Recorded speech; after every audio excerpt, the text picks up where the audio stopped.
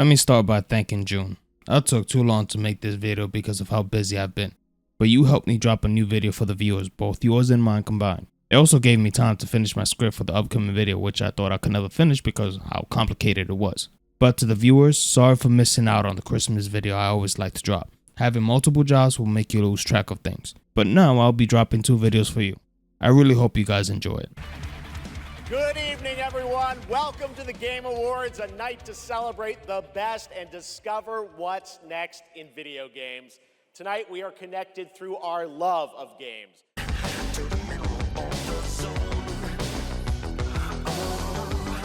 Despite my heart is frozen,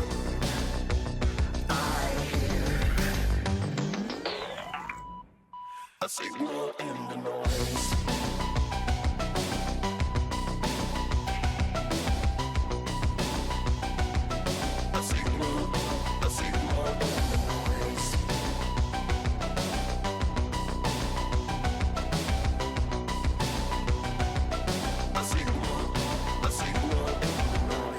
Let me start out by saying this is the most predictable Game Awards I have ever seen. Anyone who's even listened to Clear Obscure Expedition 33 knew what was taking the year, but I never saw a game that took most of the awards and the Game of the Year award. I'd say absolutely deserved. I don't mean to sound like I'm glazing the game, but let's be honest, I can't think of a game that came close. I could get into what's so damn good about the game, but I'll be talking for more than 30 minutes. I'll just leave that for a Sin video. But Expedition 33 was not the only thing that piqued my interest. We'll get to those later. Other than 5 games max, this event was as bland as rice cakes. 2025 has been an amazing year for video games. Even though I didn't get to send any of them this year, there were so many great games this year that a lot of them could have easily been interchangeable for Game of the Year. Ghost of Yotai, Hades 2, Silent Hill F, Hollow Knight Silksong, Death Stranding 2, Mafia The Old Country, Expedition 33, Split Fiction, and Donkey Kong Bonanza. Yet, in spite of all these games, Expedition 33 basically became the new Baldur's Gate 3. And I'm not really mad about it either, as Expedition 33 is definitely a great game. I just think it's kind of funny how history seems to repeat itself and how angry people get every time it happens. This year's Game Awards show wasn't bad. It was alright, though I would be lying if I said I had much to say about it. I won't lie, covering the Game Awards for me has always been somewhat of an afterthought. I didn't even think nor even consider covering this year's Game Awards until literally a day before it premiered. For now, it's time for our 3 esports awards. The first up is Best Esports Game, presented by Game. Esports. Oh look, another game where it consists of a grown man protecting and watching over a little girl. Oh wow, I ain't never seen that before. It's kinda weird how Capcom's Pragmata has a playable demo, yet Resident Evil 9 Requiem does not, despite that game releasing 2 months before Pragmata.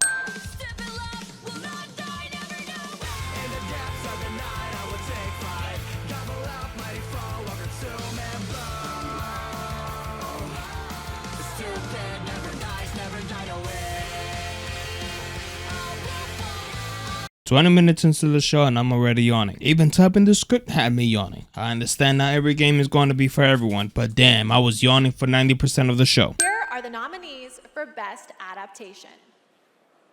A Minecraft Movie, Devil May Cry, Splinter Cell Death Watch, The Last of Us Season 2, and Until Dawn.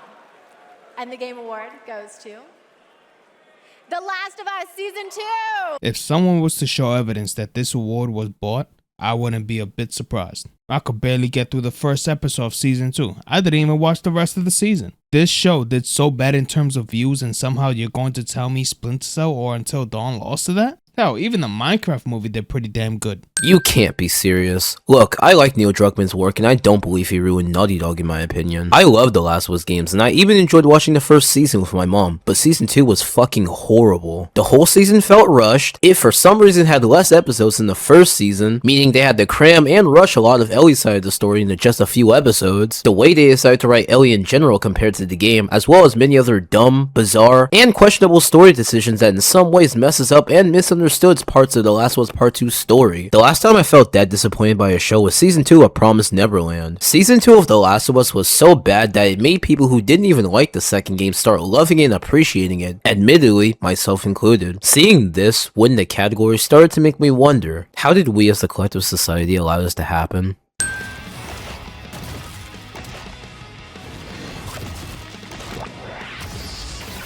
Did bro just suck off a werewolf and drink his semen to get a power up?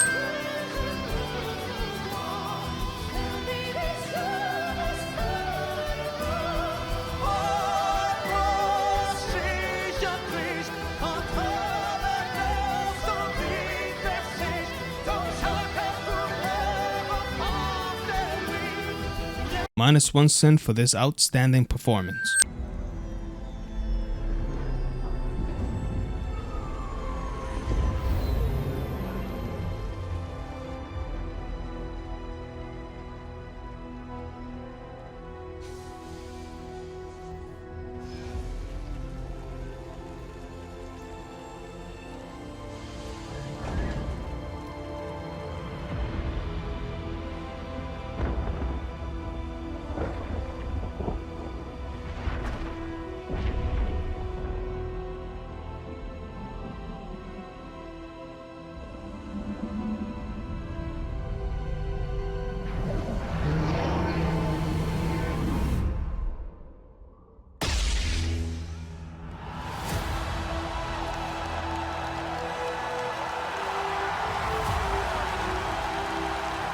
Okay, let's create a new unspoken rule. Game devs, if your game isn't coming out within the next year or two, don't reveal it yet.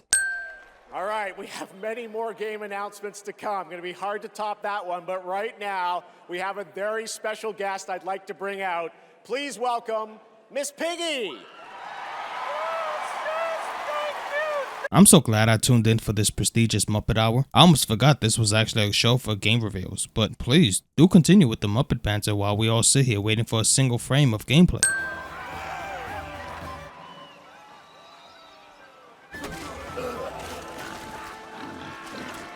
Showing us a CGI trailer instead of actual gameplay.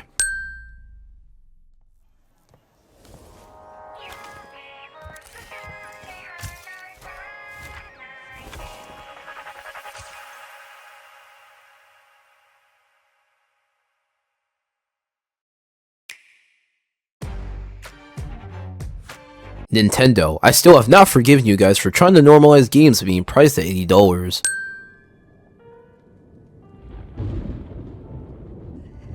Hello?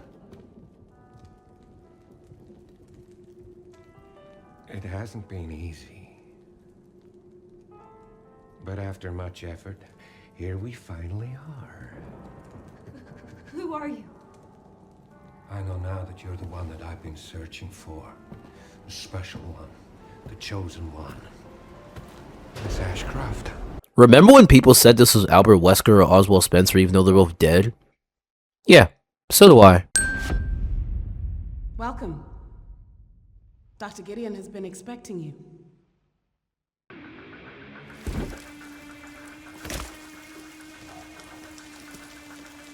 You there, Leon? Yeah. You hear that, y'all? That's the sound of millions of Leon fans, both male fans who want to be him and female fans who want to vigorously fuck him, cheering for his return in the mainline Resident Evil game that's not a remake since Resident Evil 6. Now all Capcom needs to do is finally remake Resident Evil Code Veronica and Outbreak. It would especially make sense to remake Outbreak considering the fact that one of the two playable characters in this game is Alyssa Ashcroft's daughter. You can't expect newer gen RE fans like myself to care much about Alyssa's death, because we barely know who she is apart from a newspaper that Ethan can read in Resident Evil 7.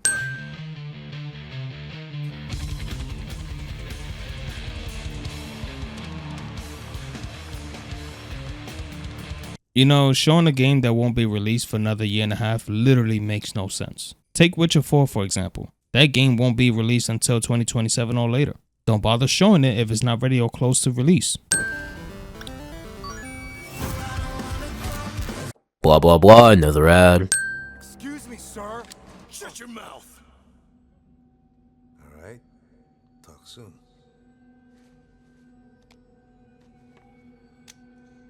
On your feet, now. Did you really just let bro grab your pistol? From the time it took for him to turn his head and reach for your gun, it wasn't even really all that quick. I gotta say, I have never seen something so damn goofy in my life. Where do I even begin? The cast is pretty much a joke. Andrew Schultz? Really? Second, Chun-Li doesn't even look accurate. These dice are supposed to be much thicker. Maybe it's also unreasonable to look like the game version, but come on, those legs are toothpicks. But I can forgive that given the fact that it's not that serious. The real sin here is that M. Bison cast. This is just disrespectful. I seriously thought this was one of those low budget commercials. No, this is actually a movie. I guess some things are meant to be kept animated. This is going to be a flop. Make sure he stays secured at all times. You know what would shame me beyond belief? If I spent millions of dollars making a game only to be overshadowed by Lego Batman. Not gonna lie, this is the first time I noticed Lego games looking better than most of the games shown here. Oh, the shame. Hi, so Ellie, you've been going to GMG summer camps for several years now. And this past summer, you and 3 friends created a game that won the grand prize, is that right? Yeah, our game is called Paper Trail, and the premise is you're a kid who's stuck in the hospital with a broken arm. You draw when you're bored, and your drawings that you've made have now come to life and start attacking you. You have to go from room to room, solving puzzles in order to escape. And we wanted this game to be creepy, but not too scary, so that everyone can play.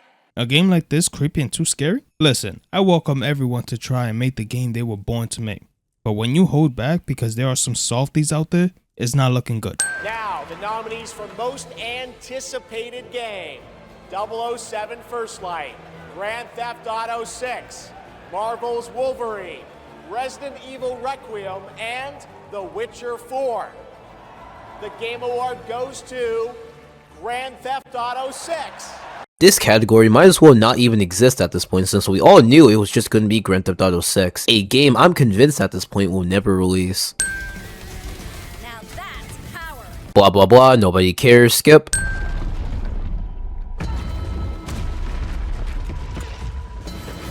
I never thought Tomb Raider was going to look this damn good. I heard about the rumor of the first game being remade, but having another Tomb Raider coming out the next year? -1 cent. So we're getting a remake of the very first Tomb Raider game that released all the way back in 1996 in 2026, as well as a new entry that presumably takes place after the survival trilogy. This isn't really a sin, but all I've got to say is this. So long as the story isn't ass and the gameplay is at least on par with Rise of the Tomb Raider, you'll get no complaints out of me. That's it. Carry on.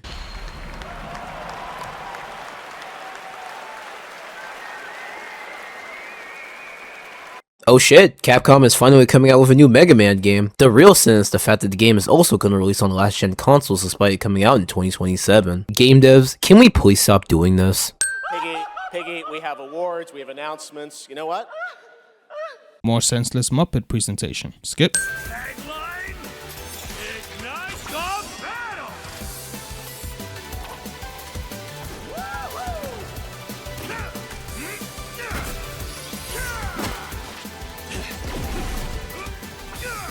Oh, look at that. Deadpool is finally coming to Marvel Rivals.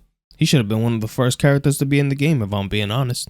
This dog was late, as usual. Still with this segment? Skip. And the game of the year is... Mon ami Clair Obscur, Expedition 33! Let's be honest here. Who here was surprised about Expedition winning Game of the Year? From the moment I played this game for the first time, I knew it had the best chance of winning. It has been so long since I've seen such a gorgeous game, an amazing story, and so damn addicting at that. I have been left speechless in other Game Award shows like God of War beating Red Dead Redemption 2. Or last year when Astrobot won. I want to say Team Asobi paid Jeff Keighley, but I have to be fair no matter how badly I disagree with Astrobot beating Metaphor, Black Myth, Wukong, and even Final Fantasy Rebirth. But Expedition 33 is one of those games that had me thinking about throwing my PC out the window to have great sleep when I finally beat the boss. It's not a game you'll get bored of easily. Very well done, devs. I hope you guys continue to make greatness like this. I cannot wait. I won't lie, it is kind of funny seeing how many people got mad over Expedition 33 winning Game of the Year. A literal repeat of Baldur's Gate 3 from 2 years ago, only this time there's no please wrap it up sign. It's also just the fact that Clear Obscure Expedition 33 is a pretty great game overall, in spite of the fact that I'm normally someone who usually hates turn-based games. Mon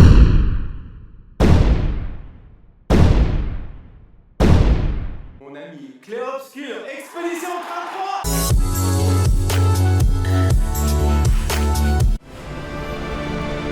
What will we find on the other side?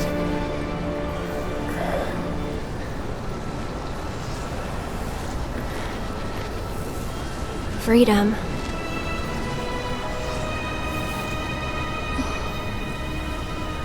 Boundless, terrifying freedom. Like a great, never-ending sky.